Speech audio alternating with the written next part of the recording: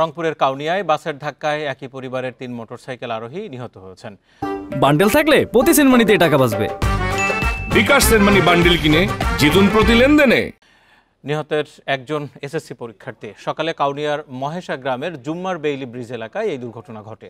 Police জানায় সকালে মোটরসাইকেলে করে ভাতিজি স্নেহাকায় নিয়ে এসএসসি পরীক্ষা কেন্দ্র কাউনিয়ায় মোফাজ্জল হোসেন সরকারি উচ্চ বিদ্যালয়ে যাচ্ছিলেন আশরাফুল ইসলাম।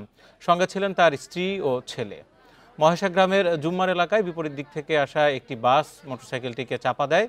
ঘটনাস্থলে রুবিনা বেগম, তার ছেলে রহমত আলী ও ভাতিজি স্নেহা নিহত হয়।